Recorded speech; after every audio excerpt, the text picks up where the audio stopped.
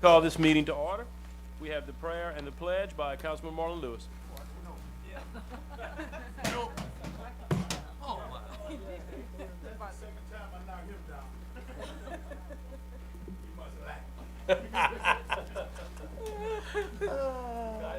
We understand.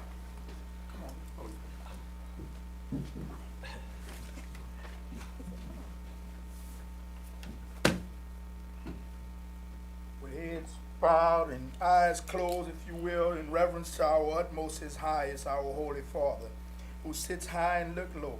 Father, we thank you tonight for the opportunity to serve, Lord God. We ask that you continue to bless this great city of ours, this great state of ours, in this great country of ours, Lord God. Lord God, protect the whole world, Lord God, because you know what we're living in right now, Lord God. Lord God, I ask that you continue to guide us. Keep our minds stayed on you, that we may do your work in your will, your way. I pray this prayer in your darling Son, Jesus' name. Amen. Amen. Pledge allegiance To the flag of the United States of America and to the republic for which it stands, one nation, under God, indivisible, with liberty and justice for all. Roll call. Mayor Pro Tem Ricky Gonsalas. Present. Councilmember Brooke Marcotte. Here. Councilmember Marlon Lewis. here. Councilmember David Broussard. Here. Councilmember Deidre Ledbetter. Here. Councilmember Deidre Johnson-Reed. Here. Councilmember Dan Dahl. Here. Thank you. Do you have any public comment cards? Having no comment cards, I'll remind you to put your phone on vibrate or silent. And we'll move on to agenda item 2A. Acceptance of the minutes, regular meeting of October 15th, 2024, which will be published on November 9th, 2024. I need a motion. So moved. Second. Second. Mayor Pro Tem Ricky Gonsalas and the second by Councilman Marlon Lewis. Is there any comment or discussion on our minutes of October 15th? Hearing seen none, please vote your machines. Thank you. Item 3A. Marcus Boudreaux to announce the Veterans Day event taking place in New Iberia on November 11th, 2024. Yes, I'm Marcus Boudreaux, Secretary of Iberia Veterans Association, and I'm here tonight to announce our annual Veterans Day tribute on Veterans Day, Monday, November 11th. The Iberia Jazz Band will start at 5 p.m. Our ceremony will start at 6, and I'm proud to say this is our 15th year of doing this. The memorial is moving right along. We could have not have done this without the city's help, without the people of New Iberia, and it's just coming out. This is what our veterans in this city deserve. This is what the veterans in this area deserve. Anybody that visits New Iberia, they will see that New Iberia will always remember our veterans.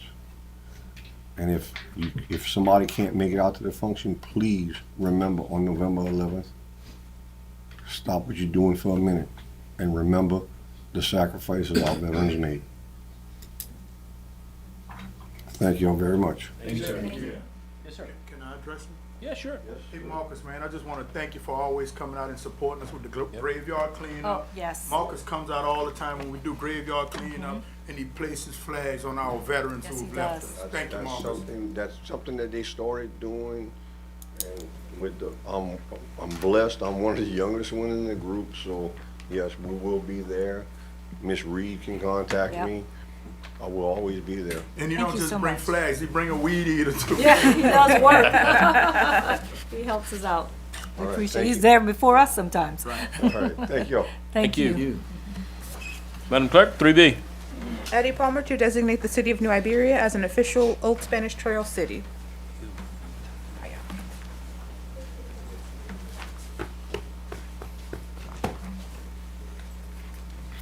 Mr. Mayor, council members, citizens of New Iberia, so nice to be with you here tonight. My name is Eddie Palmer.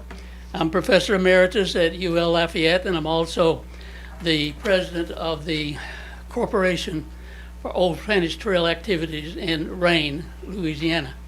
And Mayor Chuck Robichaud also says hello to you. Thank you, sir. And in terms of part of the things that I want to do, if I may approach, Yes, sir. I'd like to give you this particular garden plaque All right, thank you. that has OST on it for your use as needed.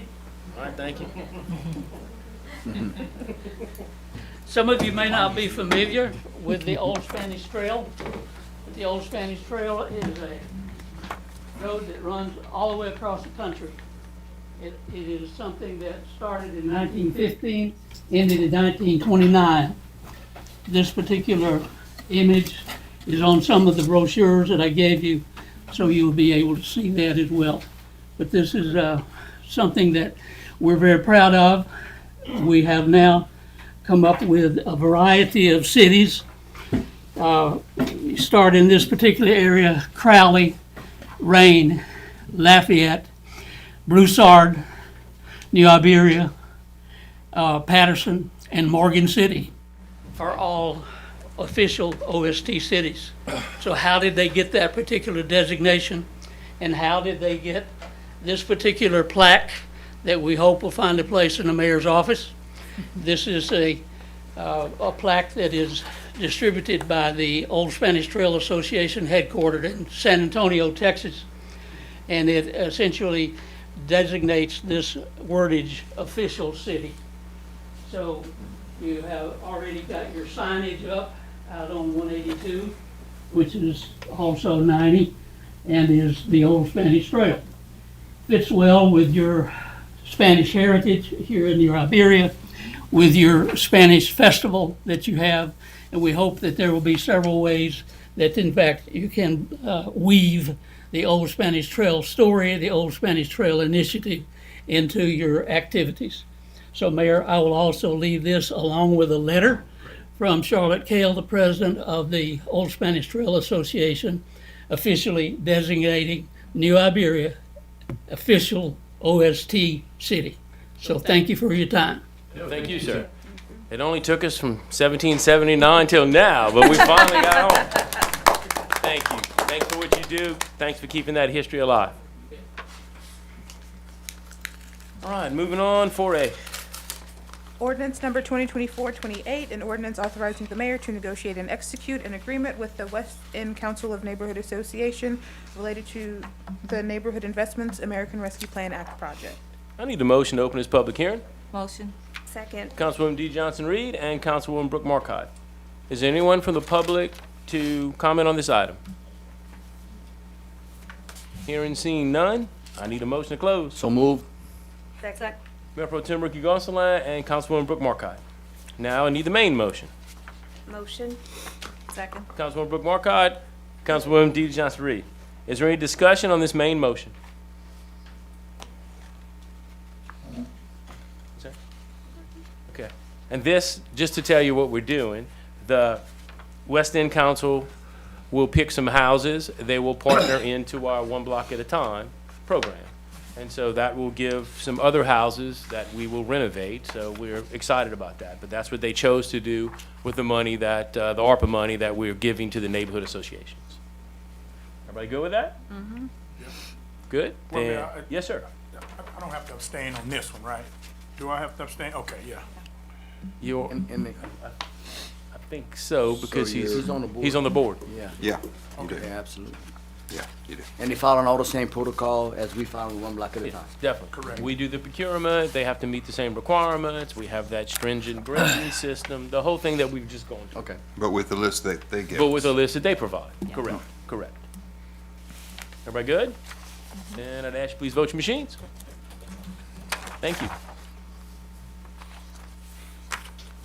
5A.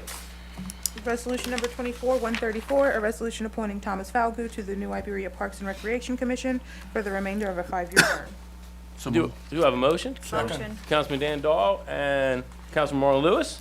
And as our requirement, he's here tonight. Good evening, sir. Good evening. Anybody have any questions, comments?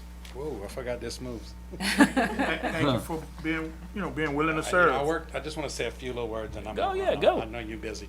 You know, I worked in Parks and Rec. This man taught me swimming many years ago.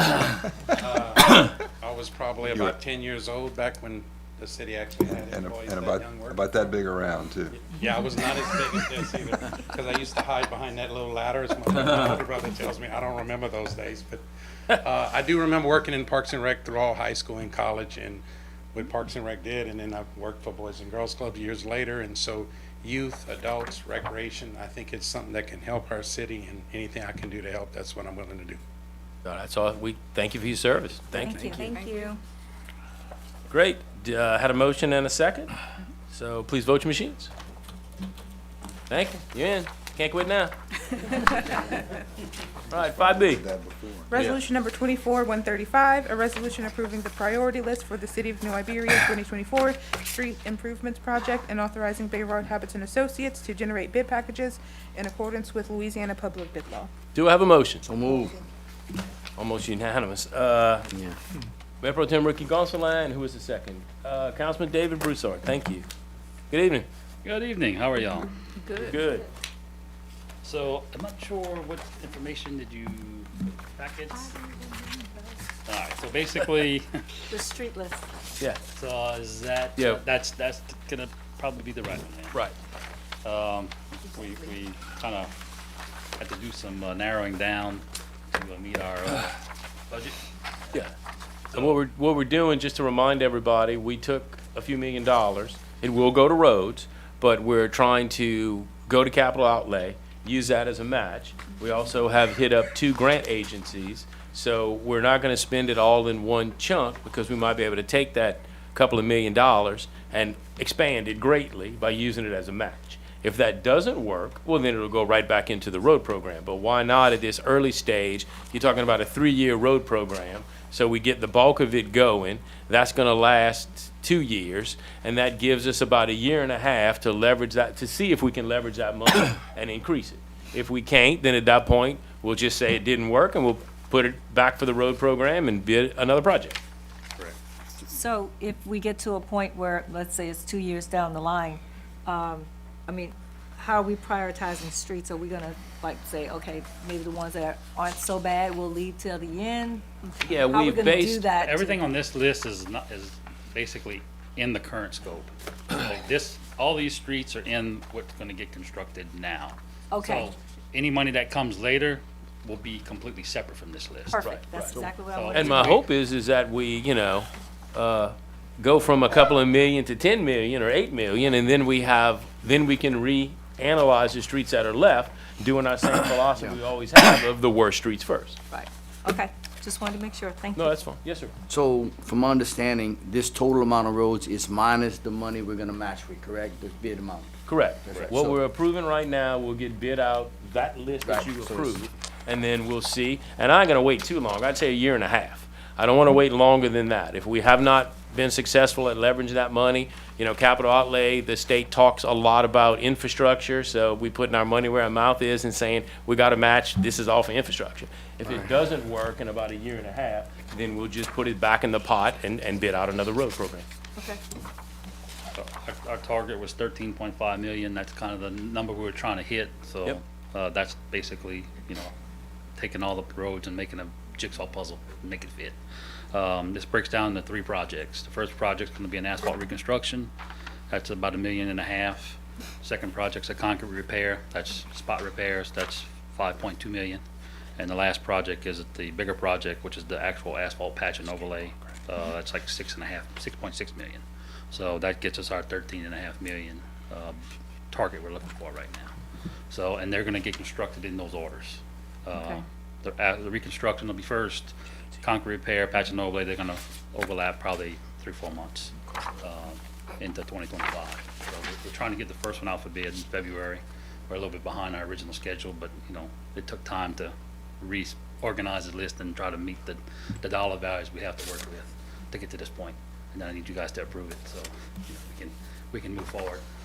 We have the geotech, first one is, we have already awarded that. I have RFPs out for the next 2 projects, so I'm trying to get those into you guys next month before end of the year, that way those can get approved. We can have all that done, finished, and it's just getting to work. That's what I want, getting to work. Yes, ma'am. and you're still allowing the contractors to decide on the priority of the Yes. streets? Yes. Correct. They will provide a schedule, that one of the deliverables will be an actual, construction schedule with, order that they're gonna do them in. So can we make sure that this time around that the contractor remembers to hang those door hangers on people's, Yes, ma'am. because we had a lot of confusion last time. People didn't know their street was being done, so we want to minimize confusion. And make sure they ask permission to park their equipment. Yes, that's the Had other some thing. issues. No, we learned from our first road experience. We had some problems with that. Yeah. Yeah. We're gonna write some extra language to, I think we need to encourage that. Yeah. Yeah. Yes, sir. Oh, I'm sorry. Were you finished? No, I just Oh, want one go more ahead. last thing, sorry. I jumped the gun. And can we make sure also that they handle the cleanup, because we actually had quite a few streets where they left a lot of the little broken down pieces all over the sidewalks, and people, I mean, I got a lot of calls about that, so. yeah, and we had to get on them. We're actually gonna, because of all the problems we had in this project, we're actually rewriting the order in which they're gonna actually construct these streets. Okay. And then there's gonna be, basically, damages assessed if they actually don't complete a phase. So, Okay. you know, it was kind of a mess last time. We're trying to rectify that and with a different process to make it cleaner and easier and more streamlined.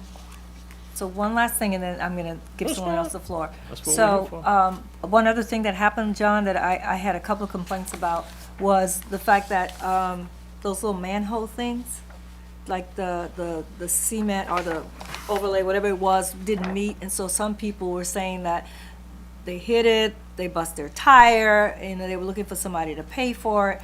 So can we make sure the contractors are trying to order those things ahead of time so that that's not a major issue for us? Because a few people had a problem with that. They did. They had some supply chain issues. They ordered them. They had some that got ordered wrong, so they were behind schedule when they were getting them. But we're gonna actually avoid using those types in the next project. Okay. We either, if it's not a standard type, we're gonna rebuild it in advance. Okay. That way we don't have this issue of mismatched, because Yeah. in the city, we have some old styles. You can't get they don't make them anymore. Right. Because they're, the dimensions Too change old, over yeah, time. So those we're actually gonna completely rebuild before they ever get to that point. Excellent. That way we don't have that issue anymore. Okay, all right, because it was difficult, because the contract, I think, was responsible, not the city, and it was Correct. just a problem trying to get their money to get their tire fixed. I understand. Okay. I'm good now, sorry. Thank you. Councilman Dahl. Is the bids gonna be one project? No, Or- there'll be 3 separate projects, 3 separate bids, because the concrete's gonna be a different type of contractor. So you have the concrete bid, you can have the, We're gonna have the Asphalt. asphalt reconstruction, then we'll have a concrete bid, then we'll have an asphalt patch and overlay. So, but that's one contractor could get all three. good. I mean, Okay. he's legally, he can bid on all 3, but most of your asphalt contractors are not gonna be interested in the concrete repair. That's not their specialty. Yeah. Okay, and inspector for the project is gonna be your firm? Correct. Okay, Yeah, we manage, inspect it through start to finish. good, thank you. And we up the liquidated damages so they Yeah. don't skip out Well, on us. there's gonna be more than just a date. There's gonna be some milestone Good. damages inserted into the contract. Good. You remember last time our contractor bolted on us for a while? Yeah, he's like, I got We $200 a we day. penalized him, but yeah, it was too low. Yeah, it was too low. Anybody else? Then I'd ask you please vote your machines. Thank you. Another Thank step. you. See y'all the next month. Yes, sir. Appreciate it. You. 5C. Resolution number 24-136, a resolution awarding contract to William M. Finger Construction Incorporated for the American Rescue Plan Act City Park Upgrades Project, Phase 2, and authorizing the mayor to execute any and all documentation in connection therewith. This is the skate park. So Okay. everybody to know. Do I have a motion? Motion.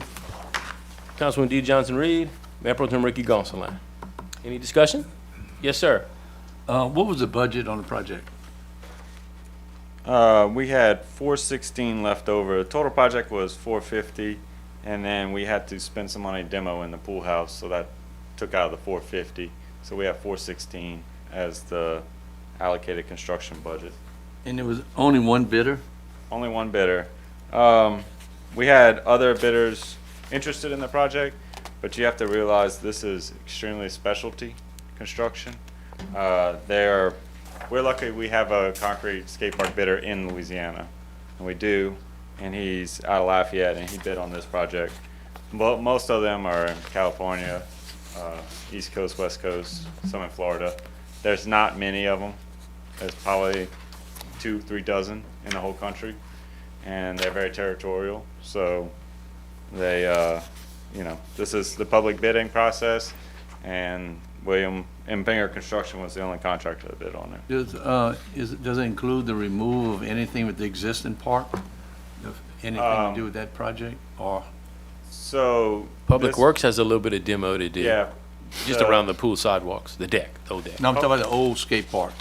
No, No, this No. doesn't have anything to do with the Nothing to skate do with park. that. no, nothing to do with that. Once this one is complete, I'd like to see it donated. It's old and it's, seen its day. When he was about 10 years old when he came over Yeah, here. I was there. We Yeah. were both here when he Oh, came, yeah. okay? I remember So that. he's not It's been a 10 while. anymore. But I would like to see it donated to some other city or somewhere. Can we that, put it in another park? I don't know if we want to. Maybe we could. We just have a lot of liability with it. And if you remember, well, you weren't here. It was closed. When we opened it, the amount of stuff we went through with the insurance company, because it was old, because many of the pieces were built by volunteers, I think we're going to be good with the new one, but I kind of think that stuff needs to go to somebody else. Because Okay. there's no factory warranties, it's all handmade, there was no real engineering. People did it and it worked for a lot of years, but I think the liability it would be nice to send it somewhere else. Okay. It's amazing. So I'm looking at the resolution, and I'm just trying to figure out, so is William and Finger Construction the same as NCMC? No, Oh, Okay. sorry.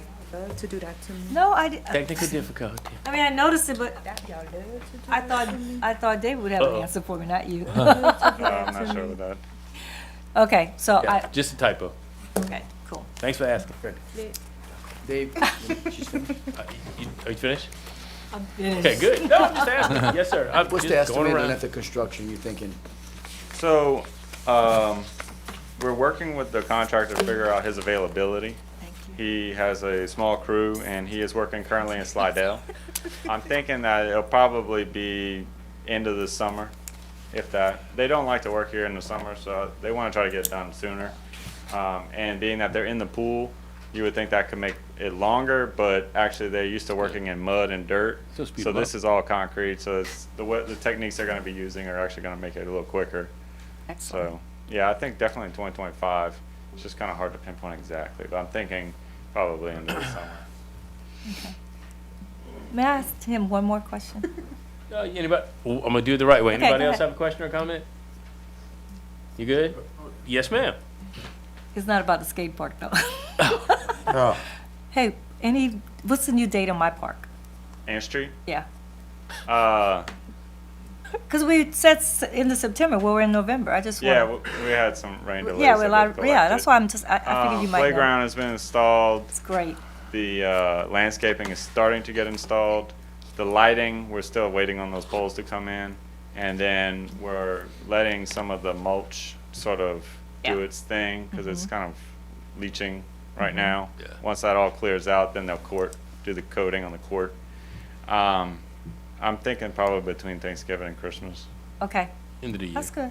And it might be sooner. It could really be sooner. But it all depends on how much rain we can get so that we can get some of those things out of that mulch. So, Okay, I just want to know, because we want to Yeah. plan an event for the kids and stuff. Yeah, yeah. yeah, no, it'd be a good Christmas time, like unveiling out there. Exactly. It's not often we get to build a park. So. Yeah. Any other questions or comments? Then I'd ask you please vote your machines.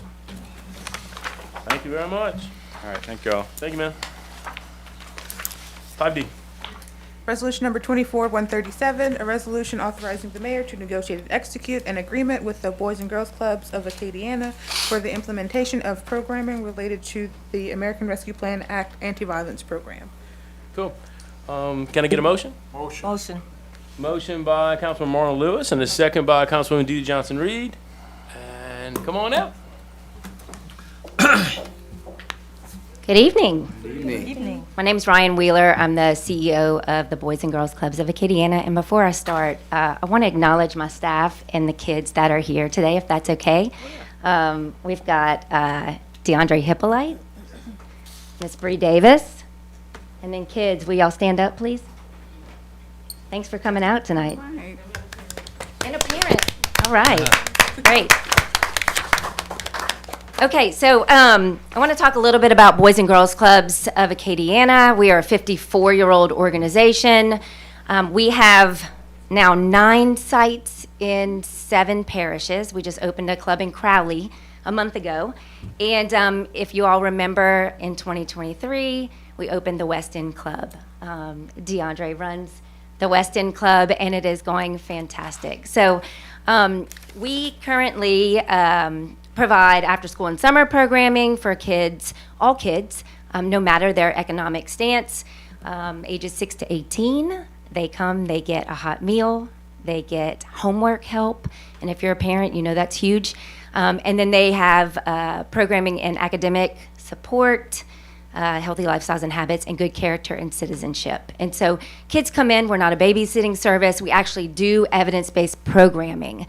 And so we want to be there for the kids that come to us and that need us most. That's our mission. So, I don't know, Lainey, if you want to hit the slides.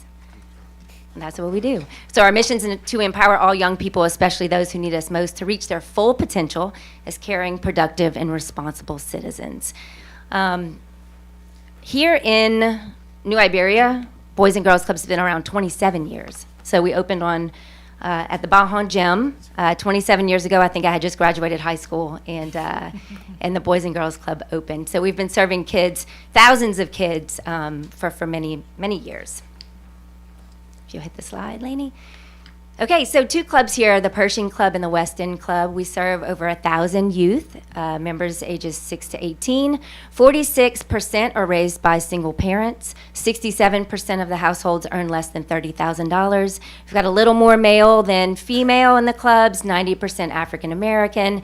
And then you can see our largest percentage of youth are between the ages of 13 and 18, which if you've been part of Boys and Girls Club, which I think Thomas left, but he can speak to this.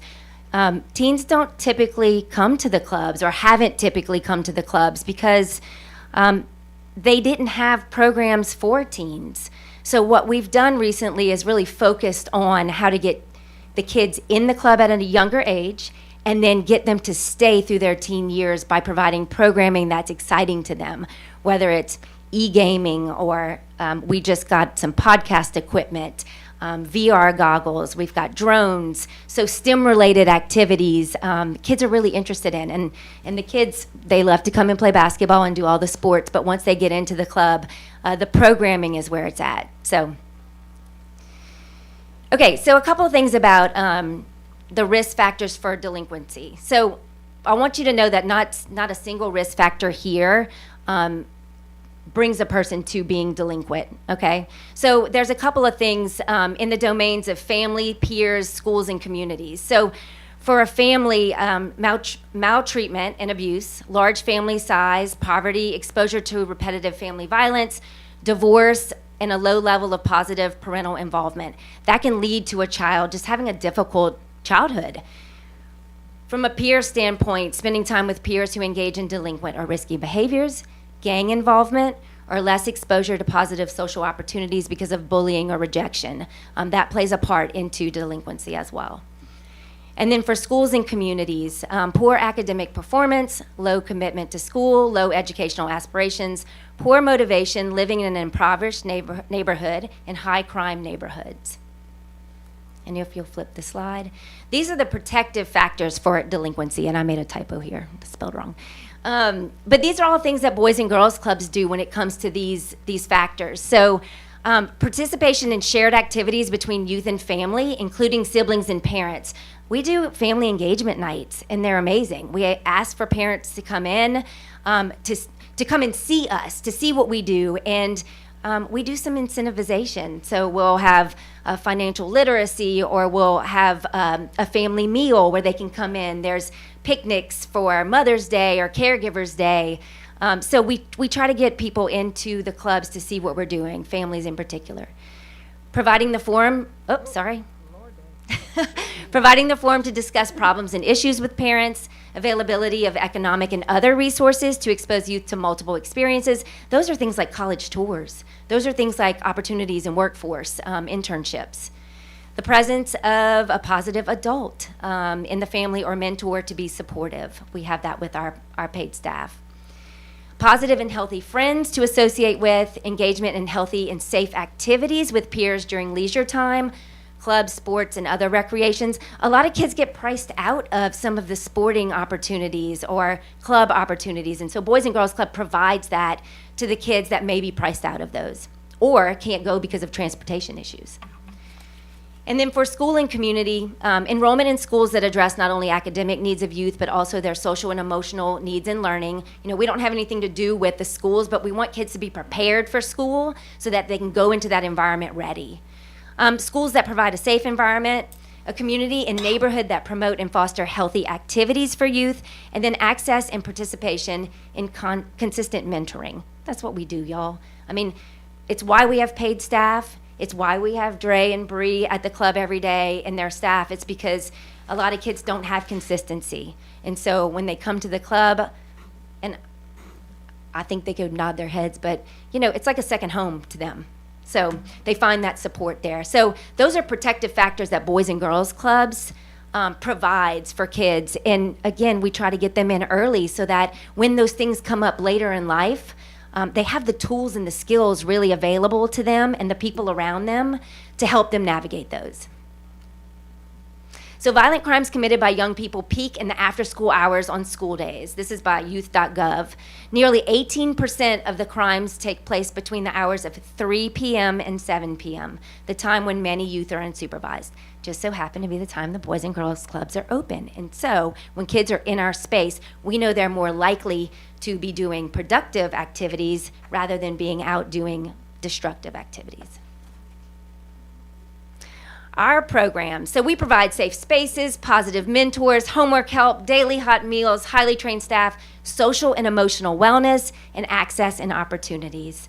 A little bit of our impact I talked about earlier, academic success, healthy lifestyles, and good character and citizenship, so areas that we focus on. For the violence prevention programs, what we're proposing is evidence-based programming. So, y'all, we can't do everything as a Boys and Girls Clubs, but we know a lot of people in the community that we collaborate with. And so for us, finding experts, like mental health experts come in, other organizations that do programming really well, especially in areas that aren't our expertise, are vital to our success. So evidence-based programming, there's one called Too Good for Drugs, Too Good for Violence. It's a 12-week program. It covers everything that you could think of, and we have it by age group, 6 to 8, and then it's going to be, I believe, 10 to 12. I think the 9-year-olds fit in there somewhere. Strengthening law enforcement connections. Getting law enforcement officials into our clubs is imperative. They come in plain clothes.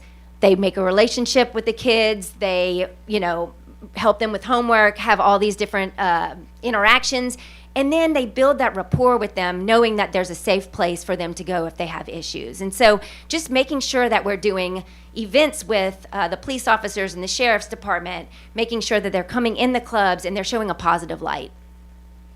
And then research and training on mind-body connection and emotional resilience. I'm going to nerd out for just a minute. It's important for kids these days, and I don't need to tell y'all, but COVID changed a lot of things. It's important for them to understand the emotions that they're having and to be provided the tools to respond. Violence is not the way to do it. And so we are in the process of working on some research programs to be able to give kids wearables. So they'll be able to track their heart rate and different things that their body will do when they're worked up, right? Help them have those tactics that they can control, whether it's meditation or a number of things, so that they understand that conflict resolution, resolve, that's not violence. So there are a three-pronged approach that we're looking at. This would cover transportation to and from club hours, teen marketing campaign. We had teens that did some advocacy around mental health and suicide awareness in DC this summer, in Atlanta, and it was amazing. So doing an anti-violence marketing campaign from their own word, maybe using the podcast equipment that we have so that they can talk to other teens and other kids about, what they've learned at the club. Recruitment events, incentives, and then club resilience spaces, really giving them a space to decompress. We call them chill zones right now, but I think they can be so much more, where kids can go and really understand how things are affecting them in their day-to-day life. The outcomes. After-school programs are a deterrent for juvenile crime because they provide a safe and supportive environment, adult supervision in the after-school hours, caring mentors, skill-building activities, and positive interactions with peers. So for every dollar invested in Boys and Girls Clubs of Acadiana results in a return of $11.80 in positive economic impact in our communities, which I think is amazing. So club members say 95% when something's really hard, they keep working at it. 93% feel safe from harm at the club, and 94% say they can talk to an adult at the club if they have a problem, which I just, again, think is incredible. Okay, I wanted to read a little story, just real quick. Am I good on time? I'm sorry, y'all. I could talk about Boys and Girls Club all day long. So this is a photo of Keon. So Keon's a recent graduate of the program, initially joined the club for the sole focus of basketball.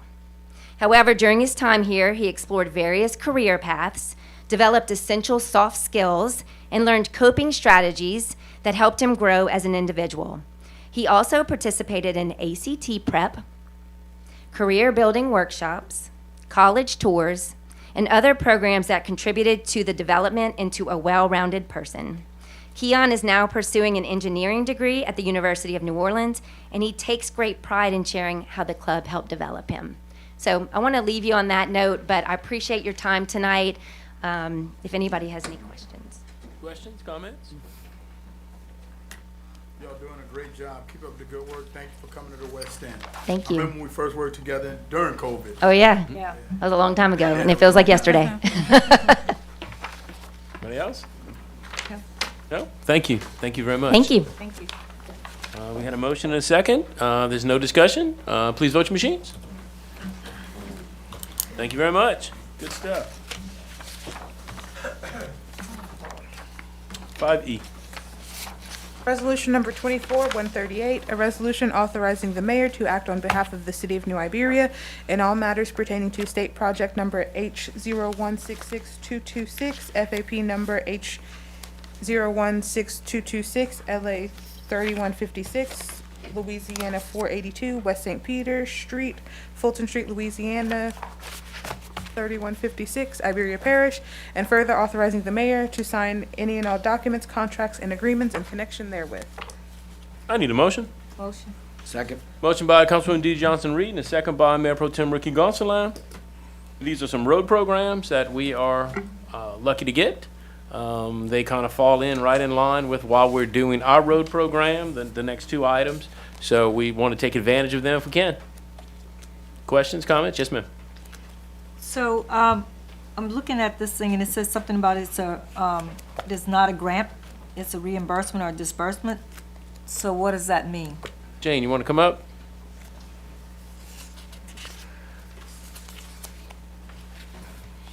Thank you.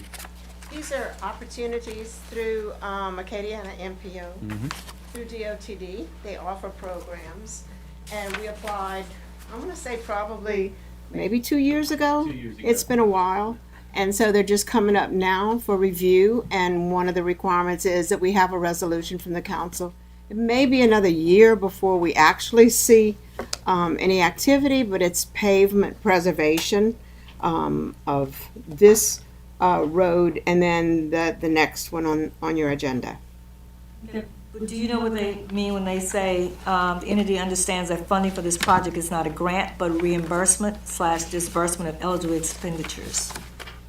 Yeah, so it is actually a grant through the MPO, and so they're helping us to, we spend the money, we get reimbursed. right, Okay. Okay, that's what I was trying to figure out. yes. Okay, I was just so- letting it go, but that's what it is. Yeah, okay, Yeah. so that's the first thing. The second thing is that, we're on the hook for like the engineering and all of those things, correct? Because it says, when you look at the funding table, it has us at 20% with them at 80%. It's all inclusive in the amount, the bottom line amount for the project, engineering and construction. I was We looking at just, the. I don't have it in front of me. we just have a 20% match. Yes. Okay, In so, other words, they handle the engineering, they handle, because it's kind of their project. But they come, spend the money in our community, and it's a 20% match. okay, that's what I'm trying to get at. Yes, ma'am. Okay, so, and do we know what our total is for the 20% match? No, have it, I don't it's, have it with me, yeah, but we I talked have- about it, and we have road money, so. No, I know, I'm yeah. just, I mean, it'd be nice to know how much it's gonna cost us. Correct. Yeah, and I have those totals. I just didn't bring them with me tonight. Okay, no It's problem. typical to the 80-20 match, you know, the, Right. reimbursement. Okay. Just asking. Oh, yeah, no. Yes, sir. So how was the roads picked? They picked them. They picked them. Yes. Just like it's Iberia Street they're gonna do. Yeah, That's they're gonna do another a complete project, pavement complete, Preservation, overlay of Iberia Street from Main Street to Admiral Dahl. yeah, from Fulton to Fulton, Amador. Fulton. And that should start up in 2025. That one's coming next year, but they With pick Bible. the project, we just say thank you very much. This is different from the Hopkins Street. Yes, and that project's coming up. We're getting Dale Street corridor. Dale Street corridor, we have a project there, and then we're getting new sidewalks all along Main Street. Right. Which we've been waiting on for 7 or 8 years, but all of that, it's great projects, but they select when and what they want to do. We just say yes. Okay.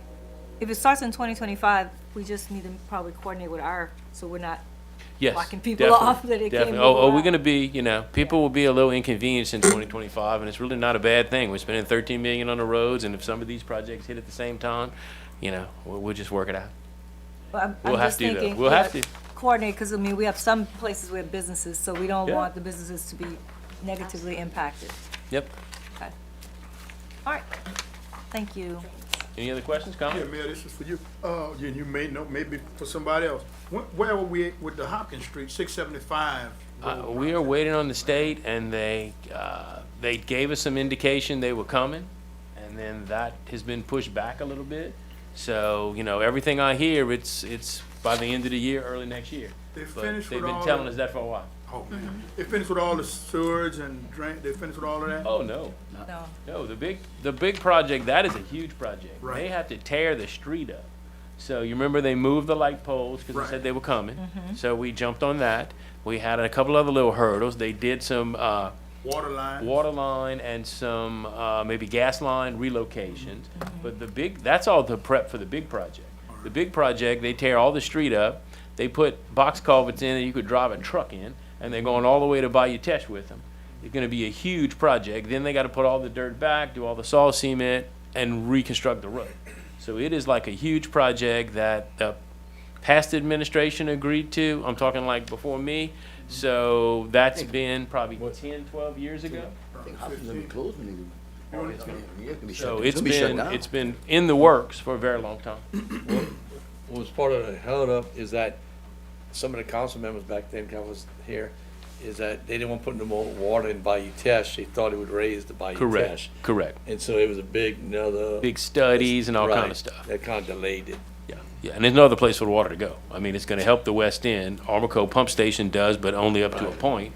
So the theory of the engineering is to send the water in the other direction. Yeah. Anyway, it's coming, but I can't tell you when. Well, I know at the ribbon cutting, you're gonna have to have every councilman that ever served at the ribbon cutting. I'll do it. I'll do it, and that'll be a whole lot of people.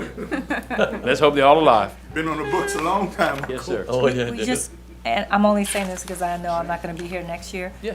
When this starts, but we definitely need to make sure we meet with the business owners. I've asked for a meeting, and at one time, the meeting was set up, and then it got moved, because the project seemed to move back. But Okay. I've already asked them to come prior to starting, if we can go to the Western Park, get all the business owners, or go to the neighborhood, whatever they want to do, meet with all the business owners so they know what's coming. It's a state project, it's not a city project, but it is gonna impact a lot of people. Right. So, believe me, that's on the radar. It got pushed back once already. When I get the green light or the whatever color light that they are gonna come, that's one of the first things we're gonna do. Okay, excellent. Anybody else? And, did I have a motion in a second? Yeah. Okay, well then vote your machines. Thank you very much. 5F. Resolution number 24-139, a resolution authorizing the mayor to act on behalf of the city of New Iberia in all matters pertaining to state project number H016240, FAP number H016240, LA 186, LA 182, Lorville Road, Iberia Parish, and further authorizing the mayor to sign any and all documents, contracts, and agreements in connection therewith. Do I have a motion? So moved. Councilman Dan Dahl and Mayor Pro Tem Ricky Gonsalas. Same item as the one before, but is there any discussion? I did have one question. Yes, ma'am. Where's the match money coming from? Is it coming from our road program? If it came in time, I might use the road program. But I'm playing, as we talked about earlier, I'm trying to grow that money. Right. So it's all gonna come down to, because this could be a couple of years away. So if we can increase the pot by leveraging the money before we do this, then when we have the increased pot of money, I'm gonna set some aside. Okay. If that doesn't happen, and we end up putting that money, you gotta think of all the contingencies, and I gotta put that money back in a road program when we bid it, which will probably happen to us, and then here this will come. We'll just have to find the money. We'll do it in whatever year's budget, but anytime I can put 20% up to get 80 more, we'll figure that out. Right. So in one way, I don't wanna put the money aside now because we wanna utilize it, and it could still be, look at Hopkins Street. What if it's 4 years down the road? I don't wanna have that money just sitting there. So one way, we would use the road money if it all timed correctly. If it doesn't, if we just gonna get it out of our general fund. Okay. I just wanted to say- No, it's a good question. Any other discussion? Then please vote your machines. Thank you very much. Let's hope it all comes through. 5G. Resolution number 24-140, a resolution requesting financial assistance from the state of Louisiana under the fiscal year 2024-2025 local government assistance program. I need a motion. Motion. Motion, Councilman Marlon Lewis, and a second, Councilwoman D. Johnson Reed. This money is LGAP, the $50,000 that we get every year, and this year I would request that it goes to Public Works. And one of my big issues is our ditches it's called the Sidewinder. It is a piece of equipment that attaches to to our excavators and cuts along and cuts all the ditches. We can't seem to keep it repaired. They are torn up regular because that's some really rough work, and as we know, we run into a lot of things in our ditches that people are complaining about always. Well, we seem to hit every one of them. So with the $50,000, I'm actually going to try to buy 2 of them because we do have this time. I see Councilwoman Marcotte had to leave. We have had some ditches in her district that we have been waiting to cut for a very long time. Finally got the machine repaired, and it ran for about 2 weeks and it broke again. So I've got to do something, and they're expensive. So what I'm hoping to do with this money is to equip Public Works with not 1, but 2. And then, of course, all of our pieces of equipment are different ages, different sizes, and many times different brands. So I'm have to research what 2 I can buy that will either be universal or they'll fit. And then I got to gauge our equipment because I can't put it on one of the older ones or it's going to break. Bushwhacker or sidewinder? Yeah, like the Sidewinder. One that cuts trees, brush. Yeah, Okay. yeah. They're expensive and they break. They are. And because it's kind of the nature of the beast. You're tearing them up as you're tearing up a tree. Anyway, but that's what I'd like to do with it. Any questions, comments? Then please vote your machines. Thank you very much. I'm open. 5H. Resolution number 24-141, a resolution authorizing the mayor to execute a cooperative endeavor agreement by and between the Louisiana Department of the Treasury and the City of New Iberia related to Act 4 of 2024. I need a motion.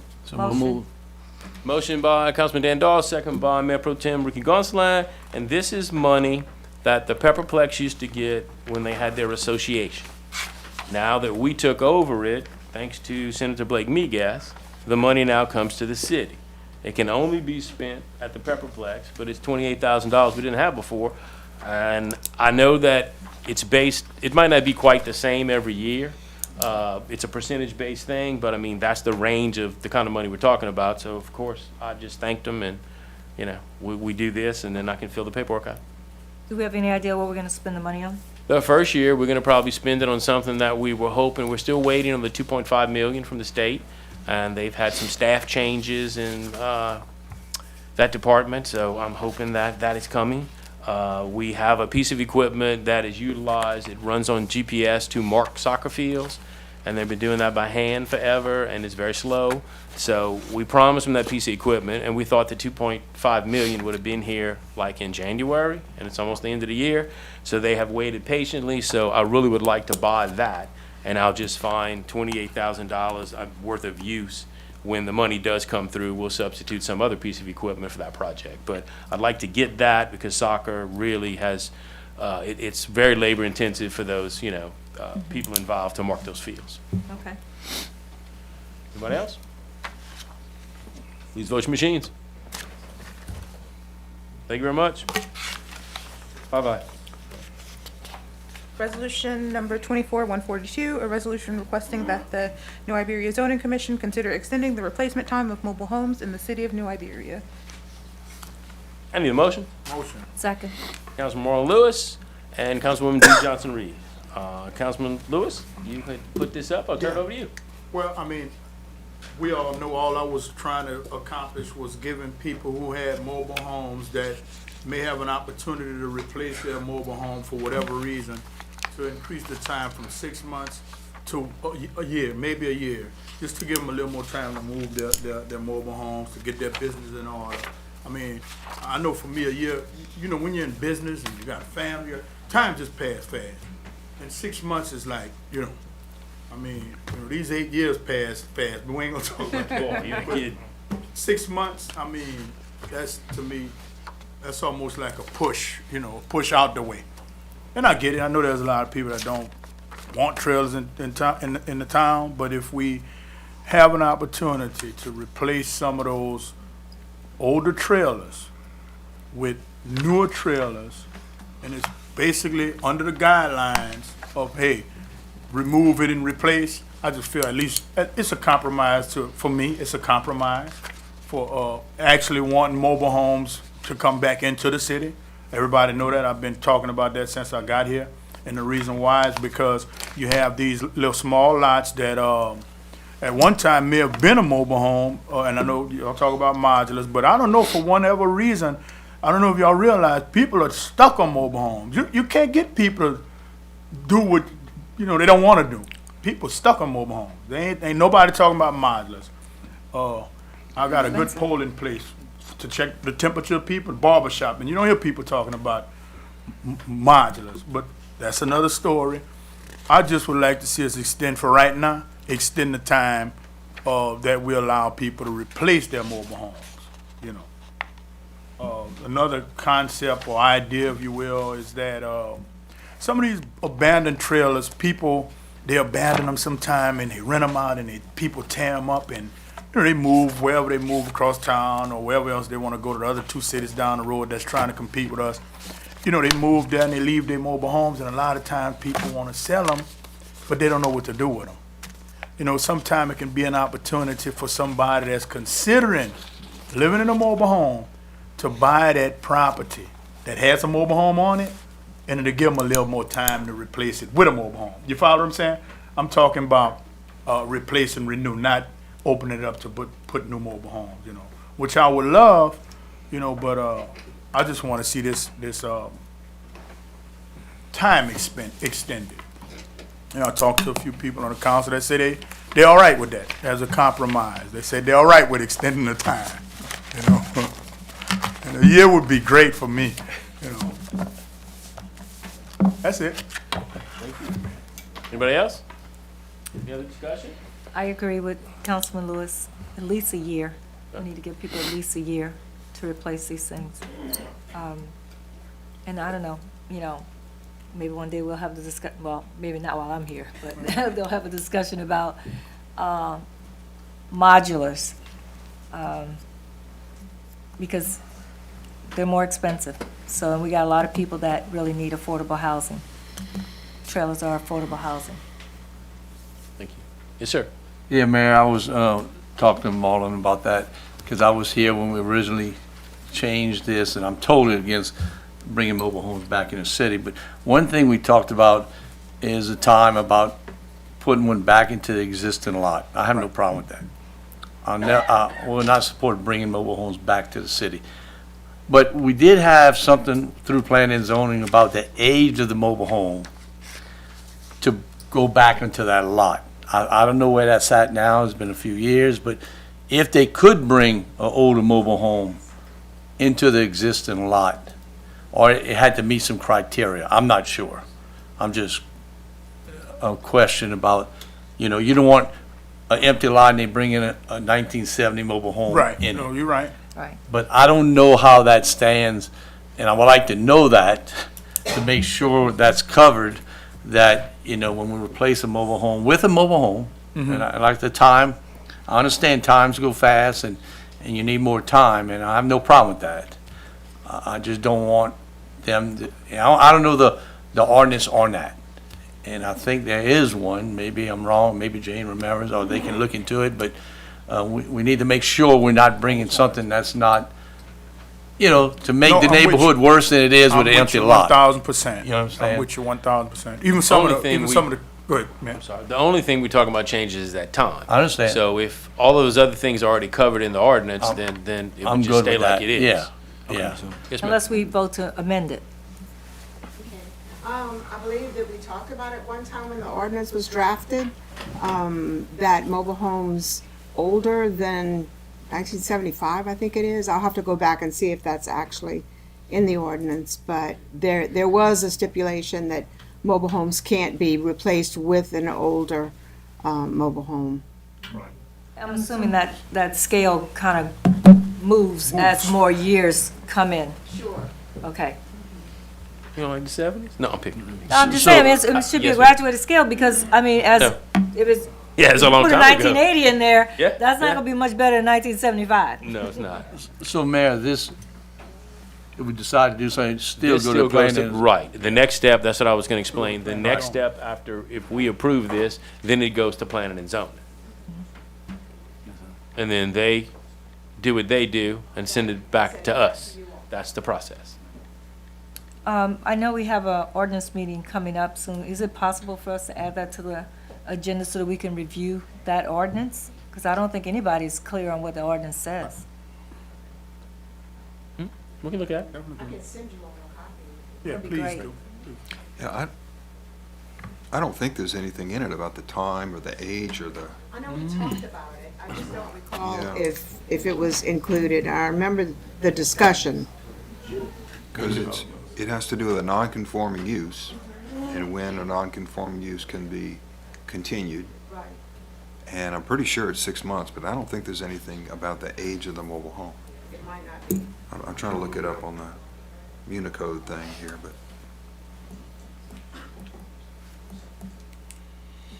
And do we want this resolution to suggest a time?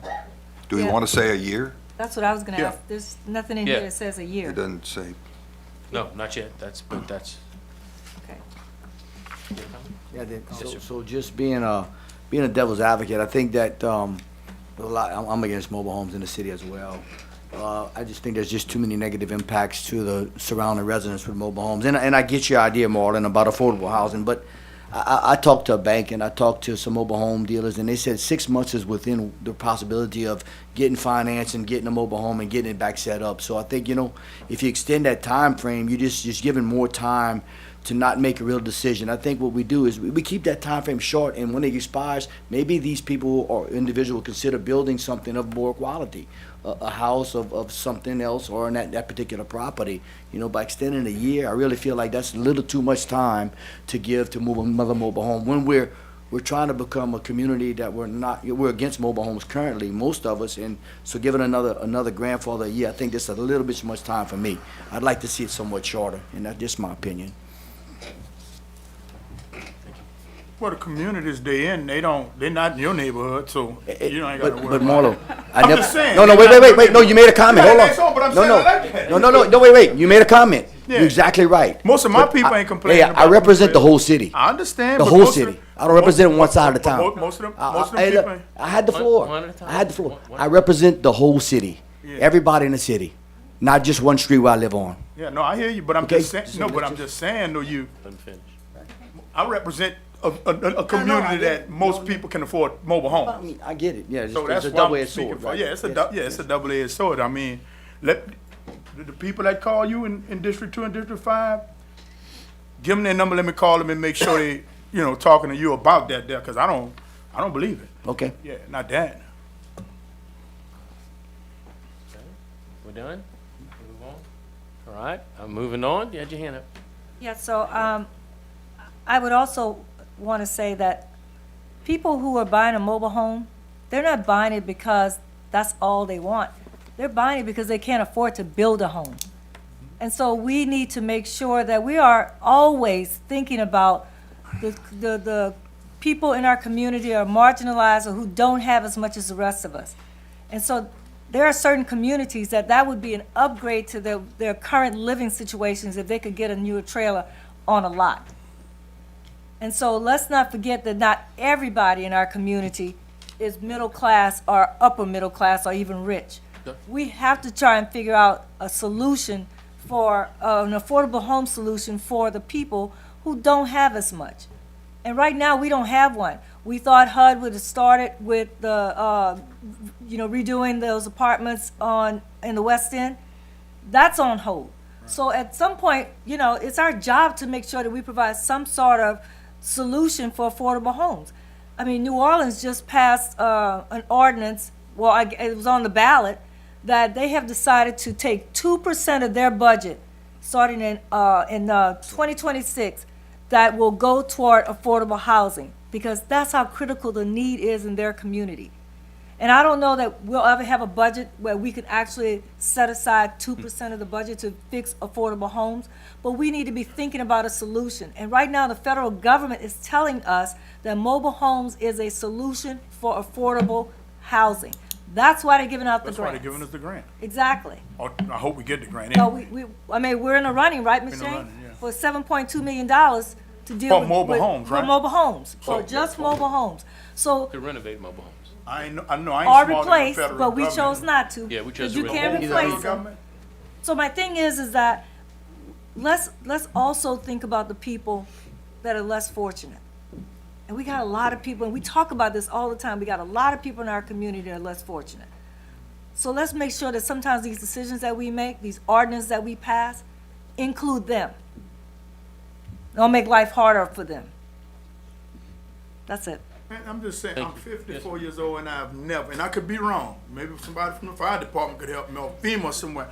I've never heard about a trailer blowing into somebody's home. Right. Never, Right. never, ever. And I'm 54. Did you hand up? Yeah, so I'm not against, affordable housing. I'm just saying that I think the 6-month time period is fully adequate to get them a new house and relocate it. I Right. think by extending it, you're just causing more problems down the road. But then, I hear you, Ricky, but think about it. How long it take to demolish a house and all that? It take 3-4 years. We got houses been on the demolition list takes- 3-4 years. it takes So for the why government put to do that. pressure on- Yeah, but- we're talking about our government. Why put that pressure on people? 6 more months wouldn't hurt. But your time frame don't start until after the lot's vacant, so you got 6 I months from there. I understand that, but So the I'm just, demolition don't count. yeah, listen, it's just one of those things. I mean, if it's gonna kill you to not let them get 6 more months, vote against it. But 6 more months to me is no big deal. I mean, look at our town, Rick.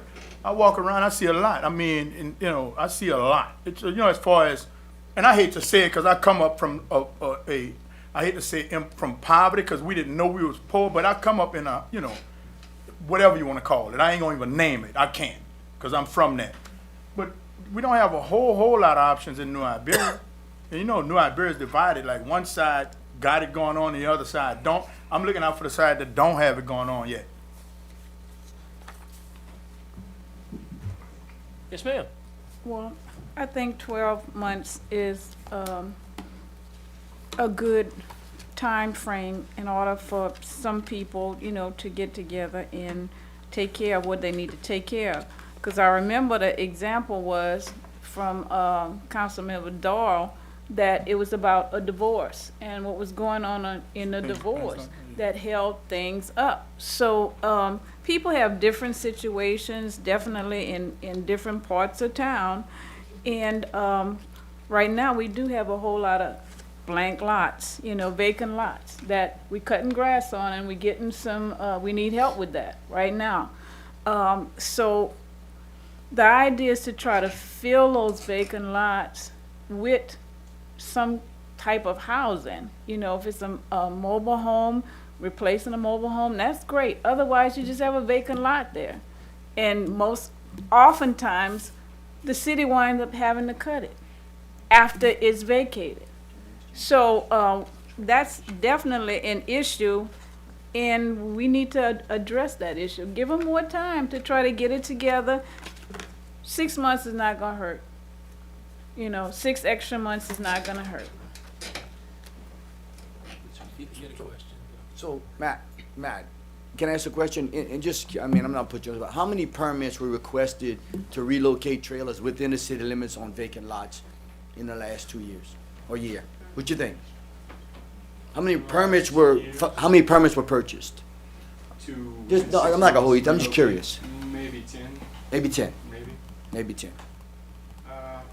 About. Okay. So it's not a huge amount. That's not bad, right? No, 10 is a lot of new homes. I just wanted the number, So 10. I can get that information. Yeah. Okay. A good piece of information to look at would be that juxtaposed against the vacant lots that are Exactly. not allowed to make it, Right. which lose their non-conforming use. Yeah, which I think are very few though, because I educate them whenever they do come get their permits. So you did say Yeah, that. yeah. So, and there are other options. Our office offers, reviews for tiny homes, and when you speak about modulars, those prices are high. Exactly. They high. Right. So are the newer trailers. They're $80, $90, $100,000. So, yeah. Modular is expensive.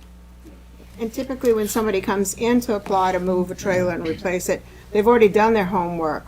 They've already purchased a new unit and gotten their movers, and so they're coming in, and the process is started already. I had one today in Bradley Lane. Trying So to how move that many, tornado. how many do you think that were grandfathered in that just expired and they couldn't get a trailer? In the past 2 years? Yeah. So they Maybe just 3. expired, how many? Maybe 3. Maybe 3 expired and they just didn't get a trailer. Yeah, maybe. Okay, so we're not talking about a huge amount just expired because of the 6 months. Okay. And there could be a group of people that actually realize, you know what, I'm not gonna make the 6 months because I don't have all the money yet, and didn't go looking for a permit. That number, we don't even know what that is. Right. There's probably a lot of people, keep in mind that in 6 months, some people like the insurance company pay them for their trailer, but they don't even have enough, so they gotta save more to put a down payment on it to get another one. So we gotta factor that in because we are talking about people who are less fortunate. So you factor that time frame in, then you say, okay, you know what, maybe a year is more appropriate for our community. Yes, sir. And two reasons we're talking about this, a couple people came to me, about it. You came to me, Marlon, Yep. when we did it. Correct. Yeah, And- first term together. Yeah, and they missed a couple opportunities. Correct. And I just think that when you go through a personal thing in your life, whatever it could be, it does catch up on you quick. I don't want to change the law. I don't want to do nothing. Right. But just like, Extend the time. that's all. I would never go back the other. I would never vote for a trailer. We went through all this. We fought that for months and months, and I believe in that. But giving someone more time to do anything in life, I think is great. And if no one came to me to complain, and that was before I was on the council a year or so ago, we probably wouldn't be talking about this. But if we can help 4 people, that's 4 people we can help. 3 people With no cost without to a house, us. that's a lot. And, if it causes a problem, maybe we'll come back up here, but it all goes back to planning and zoning. We're just sending it down the line, and they might come back and say, we find that it's just not, we don't need that, and that's fine. But, it's just one more step to try to do it, Thank you. Anybody else? And Coach, it's a compromise. I mean, let's talk about what we do as politicians. It's a compromise. That's all it is. Compromise. That's all. Yes, sir, Jeff. If you want to look at what we have, it's 4.206 in the zoning ordinance, and it's 6 months, and it runs from demolition or building permit. And we have nothing in there about the age of the replacement trailer. That, to me, should be something we could look at. If I extend the time, I want to aid them. Absolutely. Yeah. I know. I agree with that. Yeah. Compromise. No, I just told Marla, Me and him just going back no, and no, and that's okay, but no, I just think that, if we do extend the time, I'd like to see an age requirement. Age group, yep. And And my that's a good, counterpart agreed to that's a that. good compromise. Hey, we're getting somewhere. No, we're still talking about it. Make a motion, Marlon. Well, I make a motion that we extend the time to a year, but you said it still gotta go back to. Yeah. We already have a motion. And I'm gonna second it for you. We have a motion. Well, wait, we already have a motion. We have- Yeah. But it didn't say ten, It it doesn't have a time We frame. didn't say a time, though. You You're gotta right. put it up to motion. So now we'd have to amend You it. gotta amend it. We have to amend the motion. So I don't wanna come up with a time. I can't come up with a time. I don't know what's appropriate. You gotta I make would a like to see request. A request for. Through planning and zoning. Exactly. We make I make a motion to make a request to planning and zoning to give us what would be a considerable time. frame. You could say, You can say a year. you can say a year. I don't know what's nice and what ain't nice. I don't No, a wanna say year. A year, And let them come up with the age of the mobile home. right, but we can say a year. We can say a year, and that way you know you got that. Oh, you're talking about the 12 months? Yeah. Yes, I said that, but we're talking about age of mobile. No, we're not talking about that. Let's- We're just talking let about them this make year. a mo- We need to do a motion, because all we did was put it on without Right. a time, till we Right. had this great discussion. So I made that motion. You need a So you're gonna- motion to say, To amend. to amend, to include that it would be Okay. a one-year time. Well, I'm And making then them, if we want to put in there that we can ask planning and zoning, if you want the input of them, or we can do that as another issue Let another them night. do it. If you want to let them do it, then ask them for an age. When they come back and approve it, Correct. I'm thinking positive. They come back and approve your 1 year, let's also ask them for an age of a trailer. right. Yeah. And go to the Not to, meeting. you know, Put that And in go to there the too. meeting. I think. yeah, yeah. And then come to the planning and zoning meeting, And I don't know because what that's that how you age really is. get it done. That's why I thought. Then you it was come back asking to me. us, we knock it home. Yeah. Well, I make a motion to amend the 6 months to 12 months. Time that people get to put their mobile homes back. That's my Include- motion. And add a requirement. And Ask add them a to age add an requirement. Age That's- requirement for okay. the replacement trailer. All right. I I second. thought you was asking me to add the age requirement. Okay, okay. So I got a motion on the floor by Councilman Marlon Lewis and a second by Councilwoman Deidre Ledbetter. Is there any discussion on this new motion, or have we done enough? And we're sending it back to planning and zoning. Oh, yeah, it has to. But that, this is the motion to amend. Yeah. Yes. So that if it The motion to passes, amend. then you do the main motion. Right, right. Any more discussion on the amended motion? 2 steps. Then please vote your machines. Okay, so now we have an amended motion. So I need a motion and a second, and play the game again, clear the machine. So do I have a motion? Motion. Councilwoman DeeDee Johnson-Reed, I need a second. Councilman Marlon Lewis, is there any discussion on this motion that's on the floor now? Nope. No takers? Vote your machines. Thank you. Government at work. Government at work. All right, 6A. No, I'm sorry, no. 5J. I I forgot. Look, it's just, Going too fast. 5J. Madam Clerk? Resolution number 24-143, a resolution ordering and calling a special election to be held in the city of New Iberia, state of Louisiana, to authorize the levy of a sales and use tax therein, making application to the State Bond Commission, and providing for other matters in connection therewith. Do I have a motion? Motion. Second. Councilwoman DeeDee Johnson-Reed and Councilman Marlon Lewis. Discussion on this item. What's this one for? This is the fire department. They would go for a special election for a tax to support their raises and benefits, because as we talked about before, I love them all. I got a whole bunch of them here. Right. I'm not saying anything they don't know. They need a raise. They underpaid. What's what is the tax gonna What's be? that? How much? 0.25. Yeah, quarter cent. And it all goes to their raises and benefits. What it said, estimated $2 million Yes. annually. Mayor, when's the last time they implemented tax? How many years ago? Oh, well over 20. Oh, yeah. 25 maybe? 23? 23, Chief? Yeah. 2000. So 21 years ago, almost 20. And it, 0.25. they were more frugal than we thought, because I wasn't here 23 years ago, but we didn't think, when I got here, I didn't think it would last that long, and I know as the pro tem, we were worried, so it's actually lasted, a long time, but we got to do something to compete with the other communities and stop losing our people. Right. I'm just glad, I was here. Yeah, I was there. I was here. We all. I'm glad he did, because yeah. we've been in a bond quite a few years back. Oh, and we wouldn't have done that. Definitely. You know, No, there was wisdom in it then, so yeah. it there's was. wisdom in it now. Yeah. I know, you weren't even born, probably. So what's the total sales tax? What's the total sales tax collected for the fire department after with this additional tax, 25? Is that half a quarter? It's a half, I thought it was a quarter. It's a I half may a be wrong. quarter you have right now. So you, Right, now you, so this if would be this would half. pass, it'd be a half. Yes, Yeah. yes. That's a cheap investment for a good fire department. It is. Yeah. It is. When you look at what other communities, some of them, I was listening to the radio, and Baton Rouge has one that it's 6 mills, I think. But when you start totaling up that and looking at other communities, that's more than reasonable. Yeah. Especially for all the stuff they do. Oh yeah, no, we got a great fire department. You will, with that investment, you'll fourfold get return on your homeowner's insurance, I can assure you. And what people like about it, that word dedicated. Yeah, yeah. It It's only can't- it can't be can't used for can't be nothing used else. for anything else. Great. Thank you. Anybody else? Everybody good? Please vote your machines. Thank y'all. Thank y'all. And we will support y'all tax. I will. Well, you'll have will. plenty of time, you can go. I'm gonna be working for, I'm going to work for them when I get off the job. You wait 2 years, you gotta wait 2 I'm not gonna be years. a firefighter, I'm going to help Hey, y'all pass this. you'll be turned out, you can go and help. I know. man. That's what I'm I'm saying. going to help. Gotta wait 2 years. 2 years. Oh, that's right, that's right. You Cool. got that too. Well, I don't wanna be I'm a keeping firefighter. you out of I trouble. want to help them. I've been waiting 2 years, how many different times? Oh my Lord. That's it.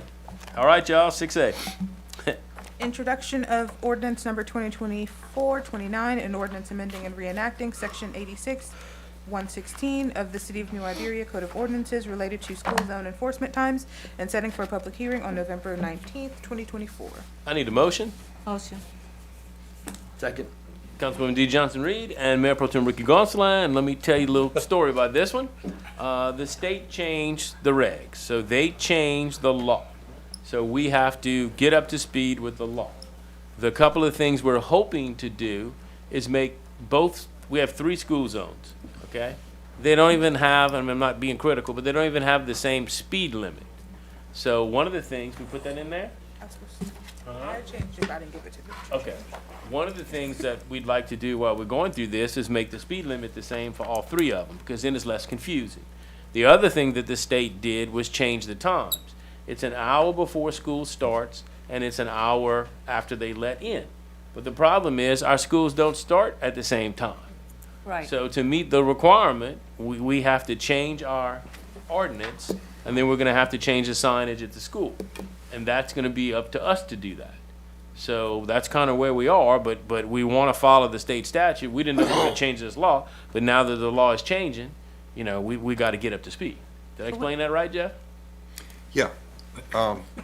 We had 15 miles an hour before, we saying it's 20, 25. 25? It's 20 in here. Can somebody make a motion, make it 25? I'll make a motion. I'll second it All right. to make it 25. Okay, wait a minute. Hang on, we hold gotta on, do that the before we do right all way. that. Wait a minute, Yeah. wait a minute, but it's a typo, right, with the 15, when you got the 15 scratched out? Okay, wait. They're just adjusting. It's 15 now? Yeah, no, so we have to vote on that and do that the right way. Okay, we can cut up, but that's not, let's go through the whole thing and then, Yeah, if we have 15, we can enforce 20. right. Because you can enforce a higher speed. But we We thought just we'd like make to it get 'em all the uniform. same. Yeah. And then, right now it says from 7 to 9 or as posted, you know, but what we want to do is tie it to the actual beginning and end. Actual beginning in the. Because it's an hour before and after the beginning of school, an hour before and after the end of school. Yes. And So- that, and the school, the hours depend on the school, because they're not the same. And all 3 of our schools are different. So does that mean that each sign is we're gonna Yes. go To find, follow the law, we're gonna have to go to the 3 schools, we're Yeah. gonna have to get their times, and the signs we will make will be reflective of the times schools let in and let out. And it'd be nice to have the same hours everywhere, but But the it- schools don't have the Yeah, same the hours schools don't, everywhere. and I mean, I can't change that.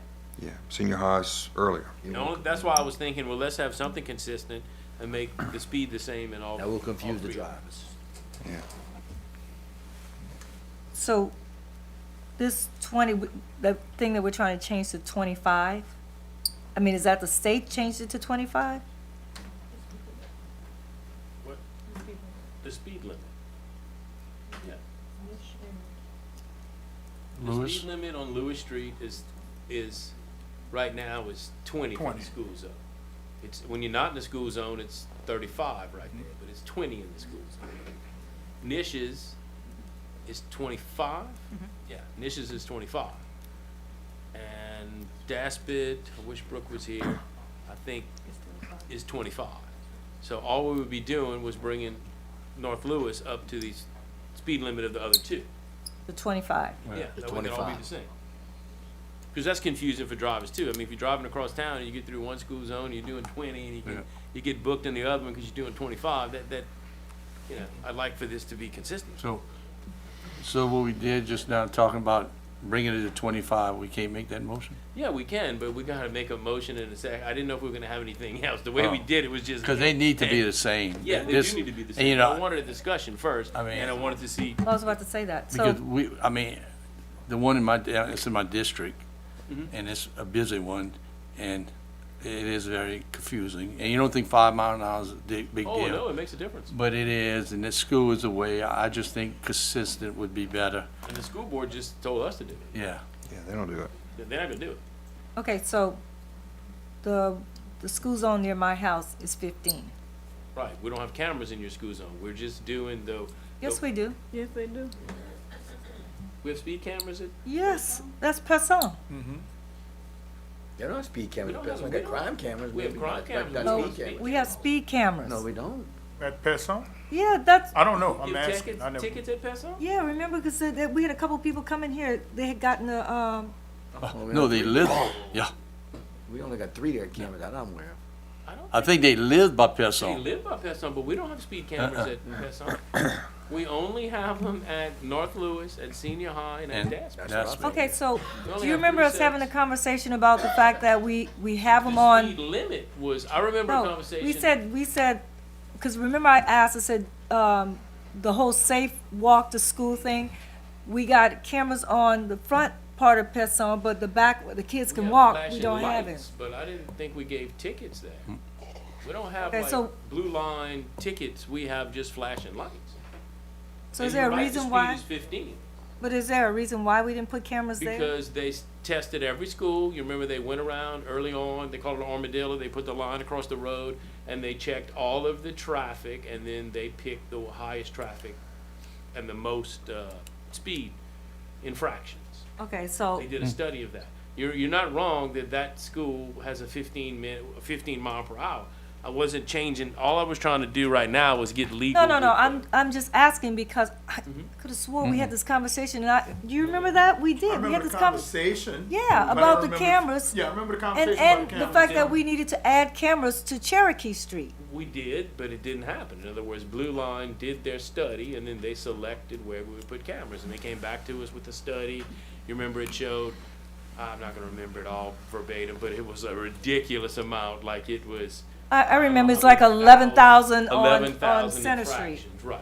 And so they picked the schools, and the reason, if you also remember, a camera went up on Center Street for about 2 days, but it was a state highway, so they had to take it back down.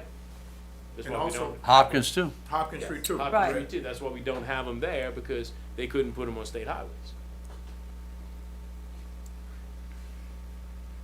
You might have a camera, but it's not a blue. Right. Well, it's not. We got a crime camera there. Yeah. That's disappointing. Yes, ma'am. But You can have the one over here in North Lewis. I mean, I'll take it, because people speed down there, and there are kids that actually walk to school. Yeah, but it wasn't enough of a traffic count for them, and they came back and presented all that to us. I don't remember them telling us that that Pesson was not on the list. I could. Okay. They came back and said, these are the 3 schools. Well, they wanted to. Maybe do- I was in Spain or somewhere, I don't know, but I don't remember. But they did, and like I said, they wanted to add the other 2 schools that are on state highways if they could. Yep, we had that discussion. Seems to me, if we're really gonna protect the kids, we should protect them all, everywhere you have schools. Slow them down. Do we have them on, so we don't even have it by Westgate? No, that's. No, Westgate's not the city. That's in the parish. It's in the parish. Okay, I don't think we got it on Admiral in front of the No. niche. No.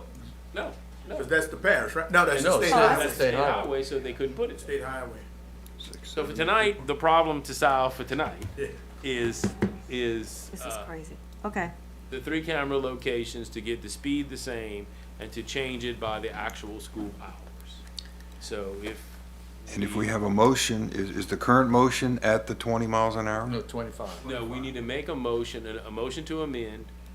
First thing we need to do, and I think we kinda had one, but we didn't first and second and do everything, so, you wanna do that now? Oh, yeah. Okay, well, somebody had made it, so we- the same two people. I made it. And this is the discussion. So, yeah. So, but the motion needs to say increase 25 as well to follow the school zone hours. Yes. To attach Yeah, in it one has to do, motion, right, right. Yeah. not two separate motions. So you have to amend your motion, they only made 25. Right, so I got a motion on the floor. To change it to 25 to match the other 3 schools, attached to the school zone hours.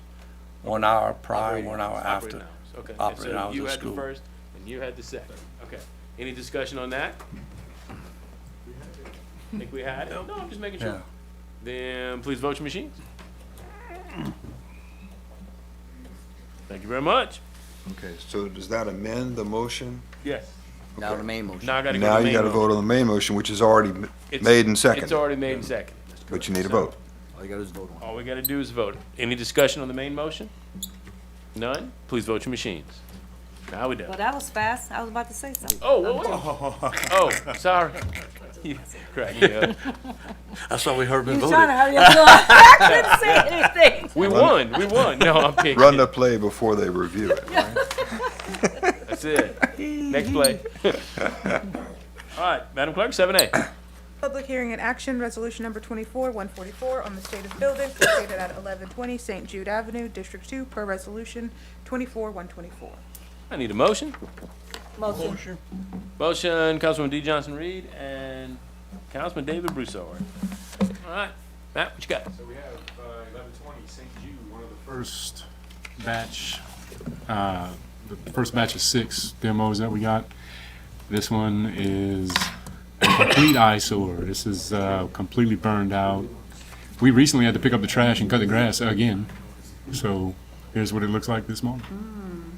So how is our mailing notice? So we had notice through the attorney for Michael Shockley Jr., so that was taken care of, but we did our mailing notices to the others? Okay, well,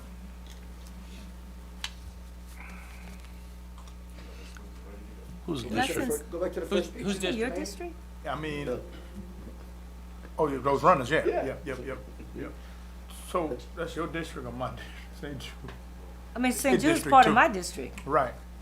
I was just trying to It's figure out. District 2. I believe It's it's District 2, it's saying District 2, but This is your Yeah. redistricting.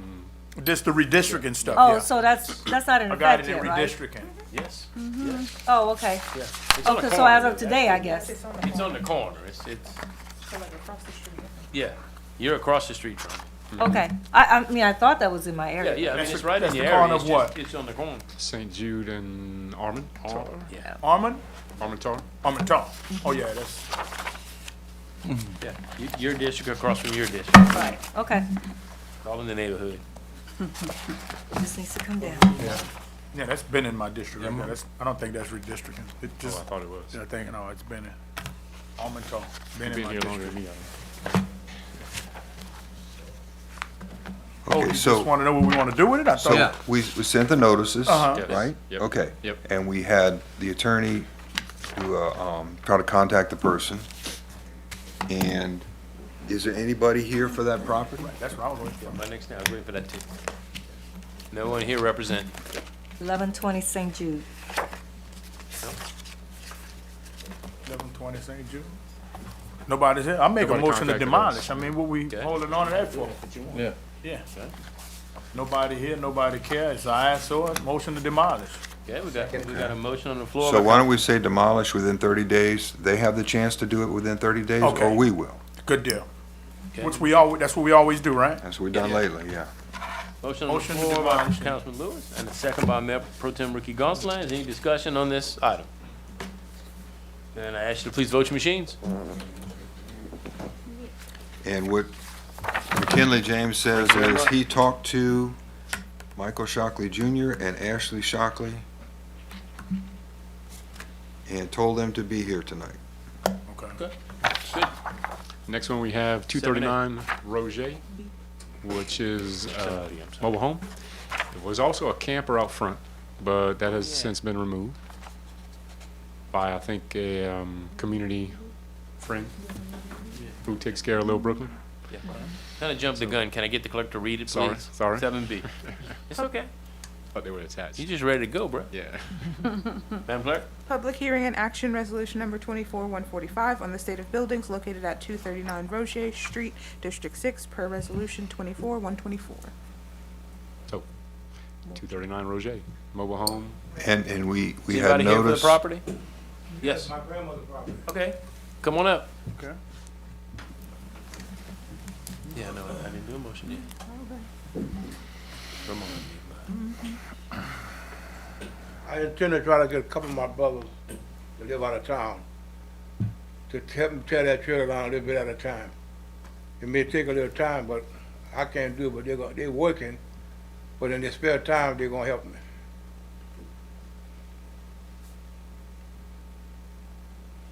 Did, Yes, sir. they would need to get a permit to tear it down? Yeah, I have to go get a permit.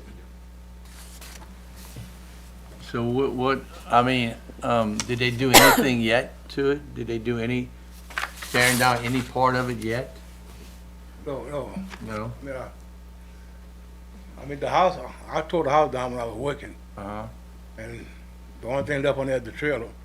For my uncle, but he left it to his granddaughter, and when he died, she come took what she wanted, and I haven't seen her since. And I've been paying the taxes ever since. So when you think, you said you have some help to come tear it down, you, Well, I gotta call them and talk to them. One of them work offshore, and the other one drive trucks. well, because we're gonna have to get some kind of information or some kind of commitment on a timeline that we can get it done.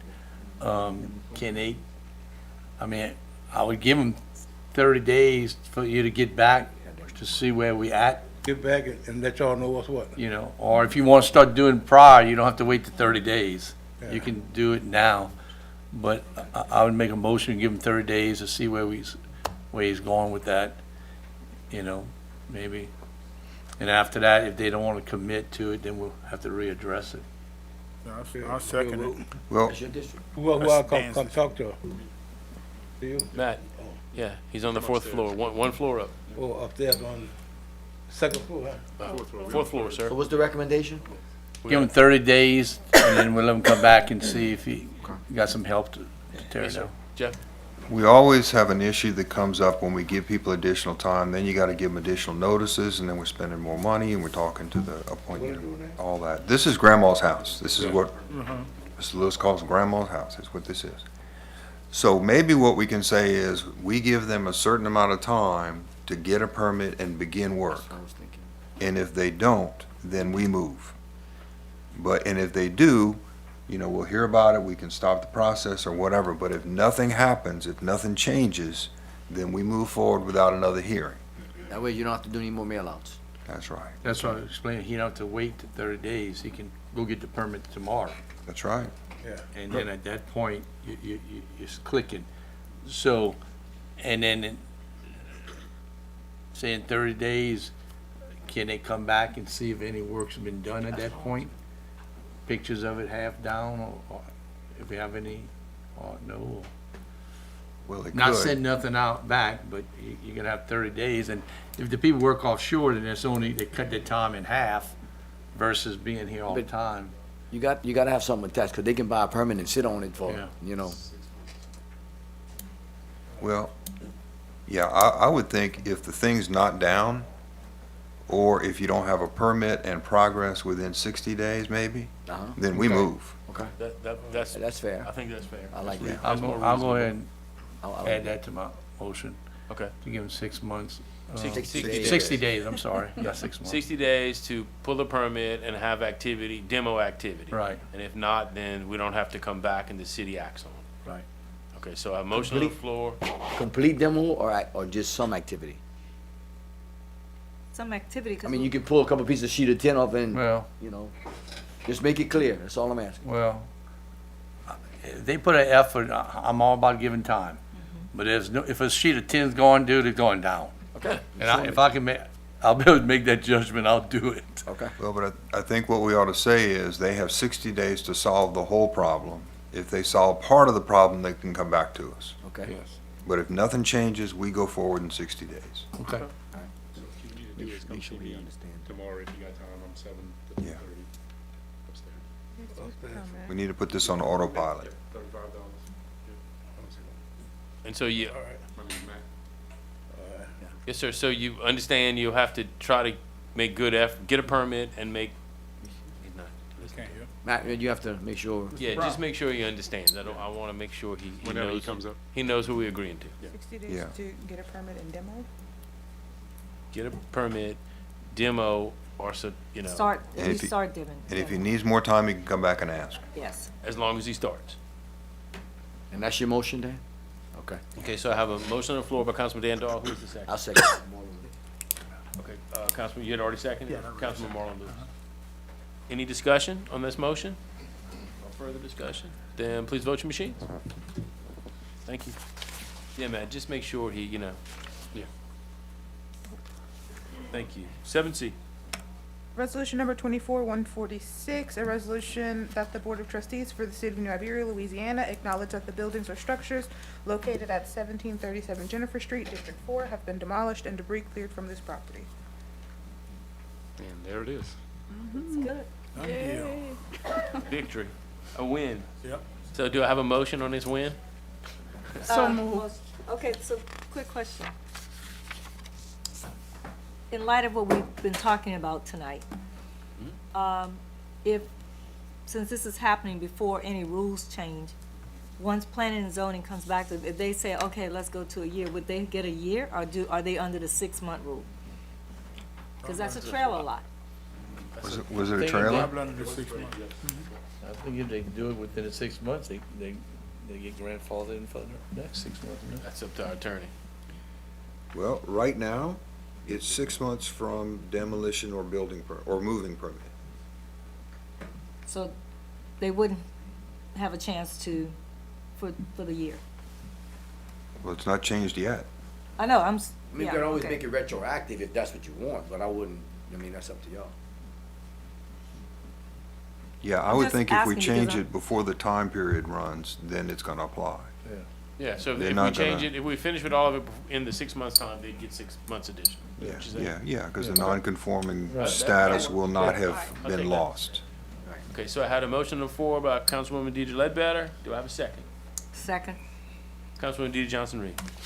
Is there any more discussion on this one? No, because it's a win.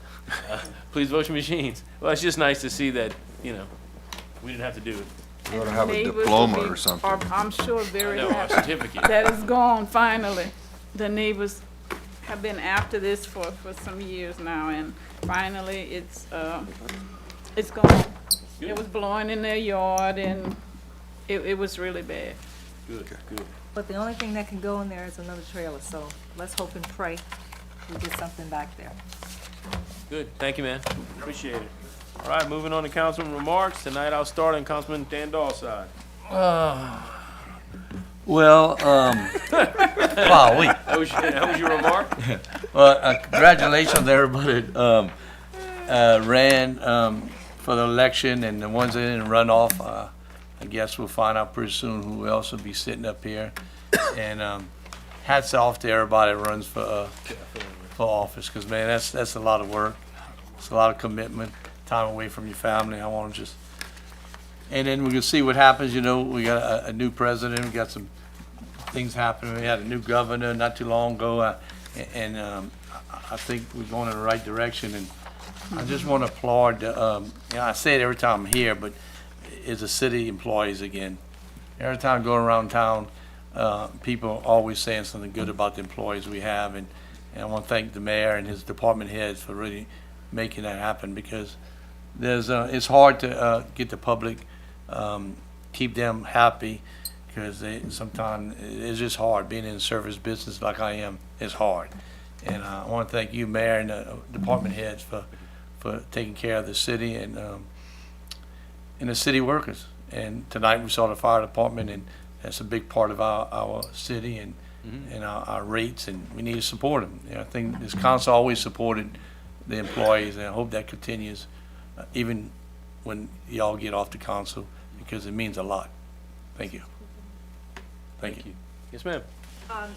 Just like Councilman Dorr, I'd like to say congratulations to everybody who won their race. And for those in the runoff, keep moving, keep pushing forward. And I guess December, I don't know, what, 7th, we'll find out who's going to replace me, and then Councilman Lewis. But I also like to say something to the people who may not have won their race. You may be disappointed, but please do not stop your engagement with the city, because we can use your help. Please continue to be engaged, continue to, be very civic-minded, and come back again in 4 years. Don't give up. Maybe this isn't your season, so don't give up, and please come back and try again. Thank you. Yes, ma'am. I just want to say thank you to all my supporters, all my volunteers, all the people that voted for me.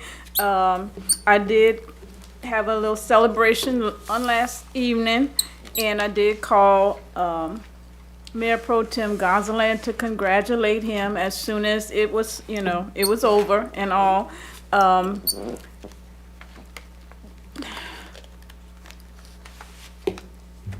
It's been a good, say, 7+ years. It's been really good. We've been moving forward, and I don't intend to end my involvement with the city of New Iberia, because that's always been my pretty much my theme.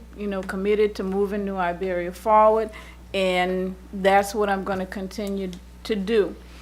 We still have a lot of time, well, not a lot, but some time to between now and January, and we have some things that we need to really work on to complete, especially in the ordinance department. So we had a great celebration on last evening. The people who did attend really enjoyed it. We had good food, good fellowship. We had dancing. It wasn't, say, a loss, per se. It was that, it just wasn't, New Iberia wasn't ready for me, I don't think. I'm just going to have to say it like that. Or anybody citywide that looks like me.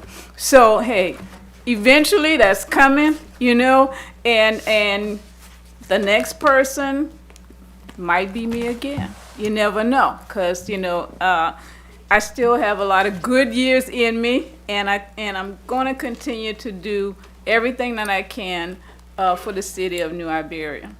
Thank you. So just want to thank everybody for the support I got in the election. We worked really hard. We stayed positive, allowing me to have another 4 years to continue to do the things that I love to do and grow this city.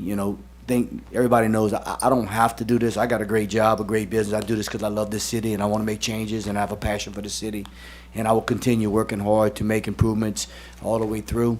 But on a side note, I'd like to congratulate Ms. Ledbetter on a well-run race. I did talk to her, and Ms.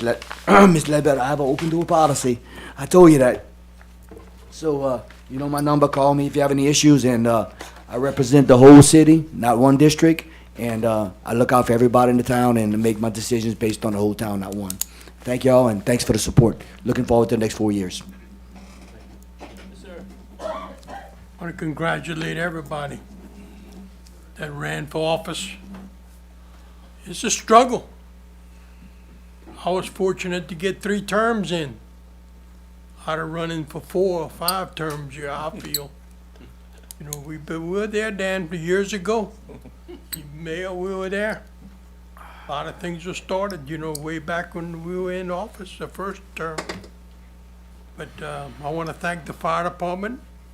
You have my full support. I'm still doing some work on my house off of the darn fire. 4 or 5 months later, boy, if I had to do the whole house, that'd have been rough, so we saved it. we thank you, sir. I never realized how much our fire department was worth when I drove up and had 4 fire trucks at the house. You know, I was at a meeting right here when it was done. Meeting, Mr. Mayor, come say, you better get home, you got 4 fire trucks at your house. So yes, we appreciate everything that all the council, all the parish workers and city workers and everybody that does the job. We appreciate it. And yeah, I'm getting out of my 3rd term, but I'm not finished, Marlo. We going places still. Want to follow my shirt tail? Come on. They got school board, they got parish, they got other things we can look at a little bit as it goes. So we might be serving somewhere for a little while. We might end up be back over here. But Mr. Marlowe, the rest of the council, I want to see a little early. I appreciate everything, and I enjoyed it. Ricky, Dan, sitting right there too, a lot of years. We did some things, and we helped the city. I'm getting old, put some things down, but I can look back on it and say I was part of that. Thank you, Mr. Mayor. Keep doing what you're doing. And I wish you the best of luck on the next council you have. Yeah, keeping with the spirit of the election, I'm gonna tell my story real briefly because it's not my exit speech. This is about this campaign, this election cycle. You know, I was termed out. I know I was termed out. A lot of my supporters, a lot of my mentors, more importantly, my family, my mentors. You can't get out of politics. You need to run for something, and sometimes it's just not your season. It's just not your. My dear friend Marcus Bryant is that state representative, doing a great job. I wouldn't run against him. He's a good friend of mine, and he's doing a good job. Tommy Pollard's over there at the parish, in my opinion, is doing a good job. Wouldn't run against him. You know, Ricky, I think we work pretty good together. You know, and Ms. Ledbetter, we work great together. I didn't want to get in y'all fighting, but I think both of y'all ran a good race. I'm glad to see y'all. Y'all ain't fighting. You know, but you know, I'm gonna be around. I got a seat that was valued by the African American community, District 2. It was the first minority seat, and I say this a lot, try to give people 1976 Citizens of Change, or 75 or 74, the seat, they ran in 76, took office in 77. Mr. Tyrone Charles, Stanley Small, Judge Porter, all of those leaders back then, Mr. Nope Callaghan, my grandfather, Mr. Verge Osbury, a lot of those leaders. If I miss anybody, call me, I'll get them in next time. They fought for this seat, and they fought for this seat to be held with integrity, dignity, and honesty. And for me, all I want to see is the next person to come here and do the same. Represent this seat. People expect us to be professional. People expect us to be responsible and available, because the best ability that you can have is availability. And you know, if you're running and you win and you need help getting to know the city, getting to know government, you know, I'm gonna make myself available, because I'm not quitting this city. I love this city. I'm not quitting supporting District 2. I love District 2. And I'm always making myself available to continue to grow this city. Mayor, we done. I didn't want this to go into the exit speech, because that's in December.